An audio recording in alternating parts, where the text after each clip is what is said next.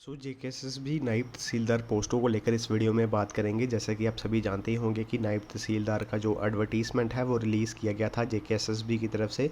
अब कुछ एस्पिरेंट्स को काफ़ी प्रॉब्लम्स देखने को मिली थी। अब प्रॉब्लम क्या थी वो आप सभी जानते ही होंगे। सबसे पहली प्रॉब्लम थी वो थी जब आपने फॉर्म फिल करा था तो आप पेमेंट नहीं कर पाए थे। अब पेमेंट क्यों नहीं कर पाए थे काफ़ी एस्पिरेंट्स, क्योंकि उन्होंने सोचा था जो पोर्टल है वो बंद होगा 12 तारीख को। लेकिन क्या होता है कि जब हाई कोर्ट की तरफ से ऑर्डर दिया जाता है या फिर इसके पे केस किया जाता है तो जेकेएसएसबी इस चीज़ को आगे डेफर कर देता है और जो ऑनलाइन पोर्टल है उसको बंद कर देता है। लगभग शाम के टाइम ये हो गया था, 5-6 बजे तक इसके जो फॉर्म है वो लगना बंद हो गए थे लगभग, कह सकते हो। जबकि इसकी जो लास्ट डेट थी वो 12 बजे जो है उसका एक लास्ट दिन तक जब भी कोई फॉर्म निकलता है तो उसका लास्ट डेट रात 12 बजे तक पोर्टल ऑन होता है। तो इसका जल्दी ही बंद हो गया था। आने वाले समय में इसका पोर्टल फिर से खुल सकता है। जिन्होंने फॉर्म अभी तक फिल नहीं किया है तो हम जेकेएसएसबी पे भी एक रिक्वेस्ट करेंगे और रिक्वेस्ट डालेंगे और एक ट्विटर कैंपेन चलाएंगे कि अगर आने वाले समय में इसका पोर्टल खुलता है तो एक बार फिर से मौका दी जाए बच्चों को अपनी फ़ीस पेमेंट करने का और साथ ही साथ जो नए एप्लीकेंट है वो फॉर्म लगा सके। तो ये आपका रीअप्लाई का हो गया। अब स्टे या कोर्ट केस पे बात करते हैं और जो उर्दू पे है उस पे बात करते हैं। तो सबसे पहले तो यहाँ पे बात कर लेते हैं, ये जो कोर्ट केस है ये इसलिए किया गया था, यानी कि सिर्फ एक ही लैंग्वेज को कंपलसरी किया गया था।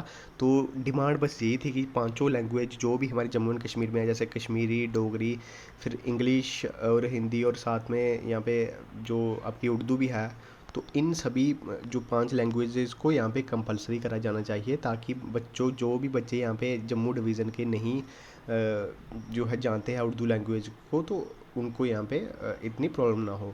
अब ये क्या होता है कि इस पे सुनवाई वगैरह होती है। ये के जो फिलिंग डेट है यहाँ पे देख सकते हैं कि 14/7 यानी कि 14 जुलाई 2025 को ये कोर्ट केस किया गया था और इसकी जो अब नेक्स्ट लिस्टिंग है वो है 15 सितंबर 2025, यानी कि 15 सितंबर 2025 को ये केस लिस्ट होने वाला है। और एक चीज़ और यहाँ पे है, जो इस केस का यहाँ पे देख सकते हैं कैट में ये केस करा गया है और एप्लीकेंट के जो एडवोकेट है वो है अभिनव शर्मा और रिस्पोंडेंट जो है सुदेश मगोत्रा, यानी कि जो जीएडी जेकेएसएसबी की तरफ से डिपार्टमेंट की तरफ से जो एडवोकेट है। अब यहाँ पे देख सकते हैं council for the respondent seeks and grant 4 weeks time to file reply.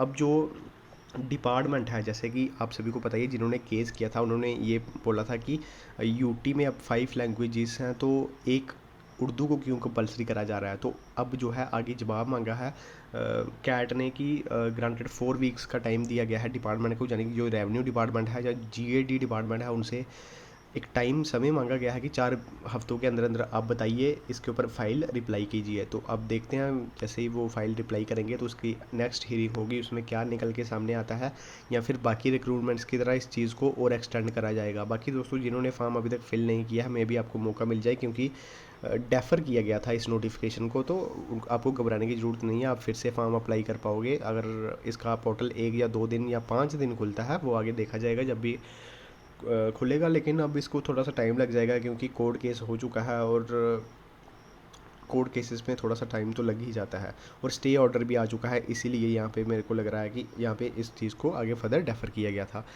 तो चलिए यही था हमारा आज का अपडेट। और बाकी जितने भी आपके कोई क्वेश्चन वगैरह हो गए तो आप टेलीग्राम ग्रुप को ज्वाइन कर सकते हैं और कमेंट बॉक्स में अपनी जो डाउट्स है वो पूछ सकते हैं।